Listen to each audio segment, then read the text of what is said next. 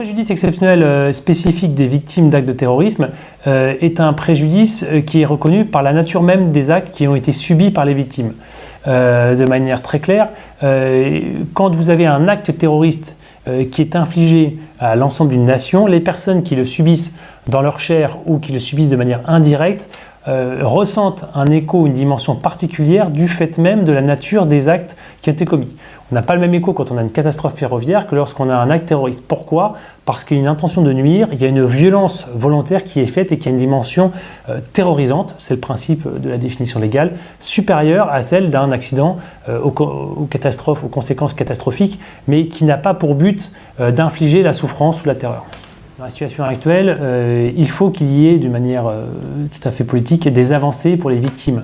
des actes de terrorisme. Sauf que le droit, en fait, s'adapte à la situation et que vous avez déjà en droit du travail et puis en droit de la réparation du préjudice corporel, ce qu'on appelle le préjudice d'anxiété. Le préjudice d'anxiété a revêtu une forme particulière qui est celui du syndrome de la mort imminente. Prenons un exemple, vous avez une personne qui subit un choc frontal dans un accident de la circulation, qui se noie dans son sang ou qui n'arrive plus à respirer parce que la ceinture la compresse. Elle se voit mourir, elle a un traumatisme de mort imminente qui peut être indemnisé soit par le fonds de garantie, soit par l'auteur, soit plus généralement par la compagnie d'assurance. Dans le cadre des victimes d'actes de terrorisme, c'est la même chose, c'est-à-dire que la personne qui est enfermé dans un local où des terroristes sont en train d'abattre une par une les personnes présentes, eh bien, se voit mourir ou sait qu'elle va mourir. Et donc, l'attente de la mort, le traumatisme de la mort imminente, qu'il se réalise ou non, est consommé et de cette façon doit être indemnisé. A l'inverse, je dirais, pour les personnes qui ne sont pas présentes dans la salle et qui entendent des coups de feu et qui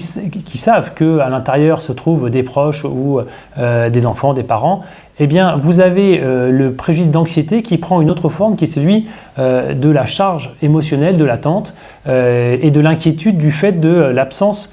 de certitude sur cette espèce de vœu tout à fait légitime que la victime ne soit pas une personne que l'on connaisse et que les personnes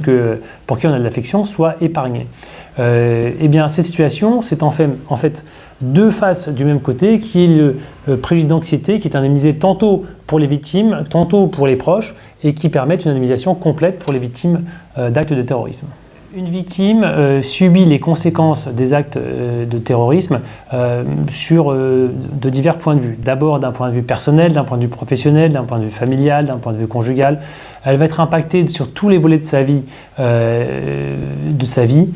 qu'il s'agisse de ses déplacements, qu'il s'agisse de ses loisirs, qu'il s'agisse de ses relations avec ses enfants, de l'inquiétude qu'elle peut nourrir. Et dans ces conditions, vous avez des préjudices qui répondent à la nomenclature, qui seront évalués en fonction des conséquences concrètes, parce que la Cour de cassation nous a rappelé qu'il n'y avait pas de préjudice automatique et qu'il faut donc justifier de son préjudice. Et vous devez, dans ces conditions, expliquer, par exemple, que la victime a été en arrêt de travail sur une période extrêmement importante, que sous cet arrêt de travail, peut-être qu'après, elle va finalement être licenciée parce qu'elle n'aura pas repris son poste, peut-être qu'elle ne pourra jamais reprendre son poste, qu'elle devra faire une reconversion, peut-être qu'elle ne pourra jamais retravailler, peut-être qu'elle ne pourra plus non plus aller chercher ses enfants à l'école, peut-être qu'elle refusera toute sortie scolaire de ses enfants. Bref, toutes les facettes de sa vie sont impactées et ce sont les conséquences concrètes que l'on évaluera. On les évaluera aussi à l'aide d'expertises psychologiques et psychiatriques pour voir les conséquences de l'accident. Alors j'ai vu qu'il y avait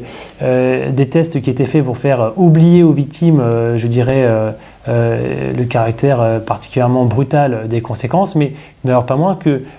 tout cela aussi c'est une thérapie, et ne serait-ce que le fait de se rendre à la thérapie pour essayer d'oublier l'importance et la brutalité des scènes ou des événements auxquels on a assisté est un préjudice psychologique qui peut être indemnisé.